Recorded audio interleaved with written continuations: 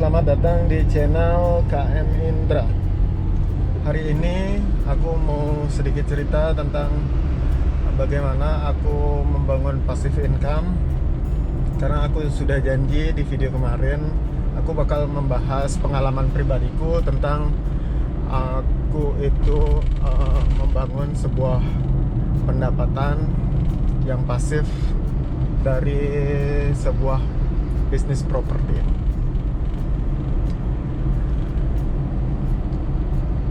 Oke guys, pertama aku perlu cerita dulu. Aku membangun bisnis properti itu, maksudnya bisnis properti itu, bisnis propertiku itu adalah rumah kos-kosan. Jadi aku membangun rumah kos-kosan itu sama papaku sudah sejak dari aku, kalau nggak salah itu waktu aku SMA. Semenjak aku SMA, papaku orangnya giat banget bekerja. Dulu papaku itu punya warung berjualan. Jadi ketika dia jualan, dulu dia itu jualan di dekat Kuta. Semenjak itu dia banyak punya teman di sana, dan pada saat itu dia termotivasi oleh teman-temannya di sana, karena pada zaman itu temannya itu udah memiliki rumah kos-kosan sebanyak 50 kamar. Jadi karena termotivasi oleh temannya itu, jadi papaku itu mulai membangun rumah kos-kosan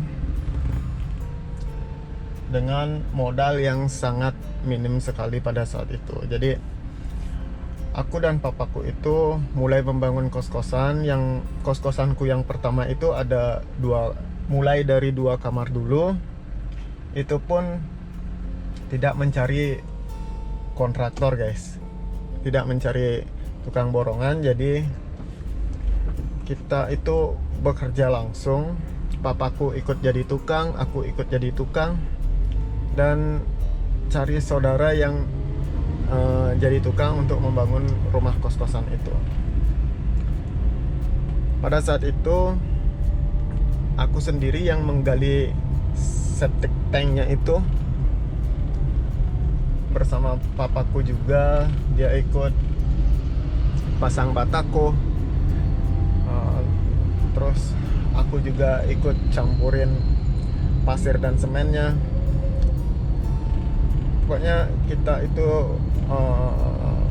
bekerja keras. Tipe papaku itu memang bekerja keras karena semangatnya pingin memiliki rumah kos-kosan. Akhirnya selang beberapa bulan itu nggak langsung jadi guys, perlu diketahui. Itu rumah kos-kosannya nggak langsung jadi punya dana sedikit, dibelikan batako, dibelikan kayu, ada dana sedikit, terus lanjut membuat pondasi, dan akhirnya beberapa bulan ke depan akhirnya rumah kos-kosan pertamaku itu jadi. Nah setelah itu, oh ya, kos-kosan waktu zaman dulu itu nggak isi kamar mandi ya di dalamnya. Jadi cuma mentok kamar aja, plus ada dapur kecil di dalamnya. Jadi kamar mandinya di luar, 1 kamar mandi untuk 2 kamar kos. Jadi pada saat itu setelah jadi, ada yang sewa rumah kos-kosan itu, dan ada yang keluar, ada yang sewa.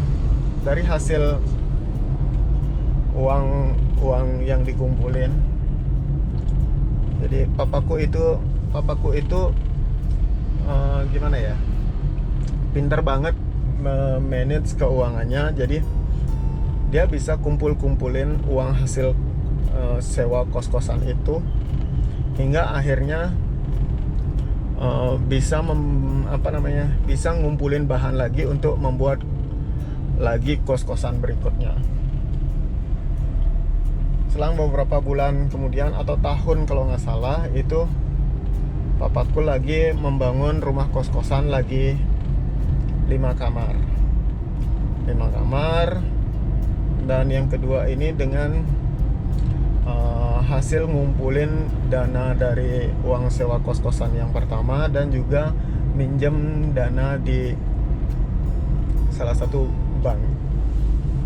Jadi dengan dana pinjaman itu kita lagi membuat lagi unit-unit kamar lagi, dan kita itu juga ikut bekerja di dalam, ikut jadi tukang di dalamnya itu. Jadi kita nggak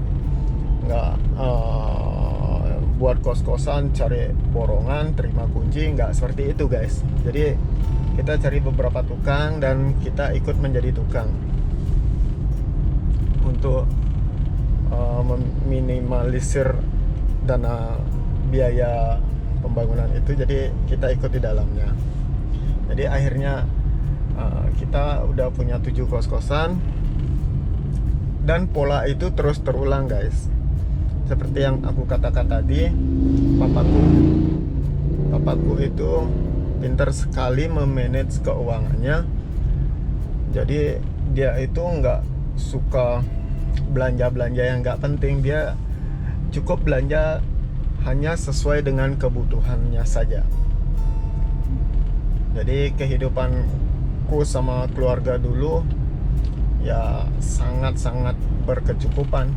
Cuman kita terus membangun pundi-pundi bisnis, dan akhirnya setelah berselang beberapa tahun kemudian kita terus tingkatkan lagi membuat rumah kos-kosan sampai sekarang. Dan akhirnya sekarang kita punya puluhan rumah kos-kosan, dan itu sudah menjadi passive income aku dan keluargaku sampai sekarang. Jadi setelah kita punya beberapa kos-kosan, papaku itu berhenti berdagang. Jadi sekarang dia udah tua, jadi nggak kerja lagi, ibaratnya udah pensiun. Jadi beliau di rumah aja, ibuku juga di rumah aja. Jadi mereka bisa hidup berkecukupan dengan membangun passive income yang sampai sekarang masih aku lanjutin mindset seperti itu. Jadi yang perlu kita dapat kita pelajari di sini, passive income sangat dibutuhkan dalam membangun ekonomi untuk jangka panjang. Karena tanpa itu kita tidak akan bisa hidup setelah kita pensiun. Walaupun kita bisa hidup, kita tidak akan bisa berkembang. Jadi saran dari aku, pelajaran juga bagi diriku sendiri, bahwa passive income itu penting dan active income itu juga penting. Itulah sedikit ceritaku tentang bagaimana aku memiliki passive income dan active income.